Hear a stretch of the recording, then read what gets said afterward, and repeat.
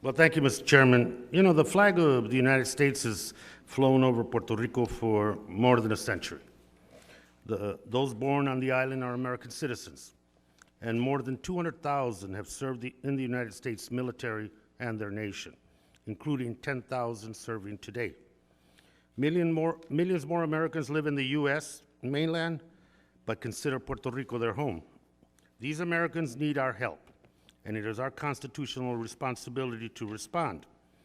The devastating combination of mismanagement, unfair federal policies, opportunistic and predatory hedge funds, and desperate budget cuts have destroyed the economy of the island. The monstrous cost of $7 billion of debt is swallowing the funds needed to provide health care, education, transportation, and public safety for the Commonwealth family. It is estimated that roughly 100,000 people have left the island last year to look for better economic opportunities.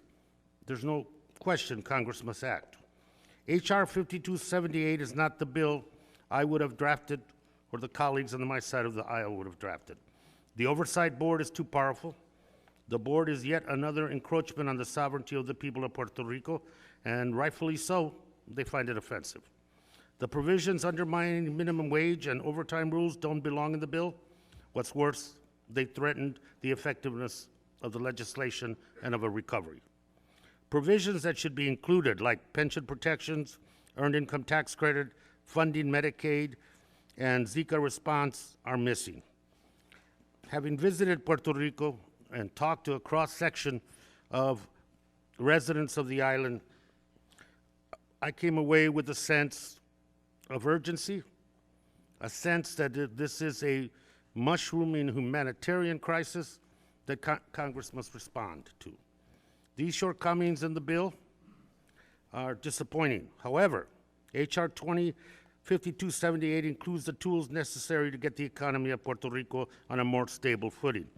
The bill will allow restructuring of all outstanding debt without placing a finger on the scales to benefit specific creditors. The legislation will require transparent audits combined with annual fiscal plans and budgets designed to restore the Commonwealth access to the credit markets. The bill will temporarily pause the ongoing flurry of litigation to allow the Oversight Board to begin their work and create a space for voluntary negotiation regarding the debt. The Treasury Department tells us that this combination of provisions can redirect billions of dollars away from the debt service and toward improving the quality of life for families on the island. Treasury also tells us this legislation can restore the Commonwealth's ability to borrow more of the funding it needs. So here is the bottom line.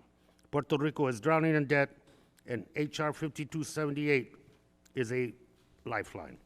This is the only bill that will attract enough support from my Republican colleagues on that side of the aisle to pass in Congress, a Congress they control.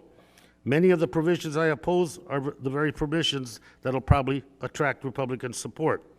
We have worked for months across the aisle and with the administration, and this is a compromise with the best opportunity to pass. To those on the other side of the aisle who oppose the bill, debt restructuring is a commonly accepted practice used routinely in the private sector.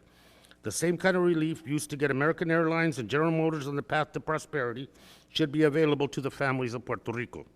The same kind of debt restructuring used 4 times by our presumptive Republican nominee for president should be available to the families of Puerto Rico. H.R. 5278 is not a bailout. Take it from me, I wish there was a relief and stimulus package attached to this. I wish the bill included a significant federal investment to stimulate the Commonwealth's dying economy, but it does not. Calling this bill a bailout is a lie. When measured against a perfect bill, this legislation is inadequate. When measured against the worsening humanitarian crisis in Puerto Rico, this legislation is necessary. I plan to support the bill as is tomorrow and urge my colleagues to do the same. And with that, Mr. Chairman, I yield back.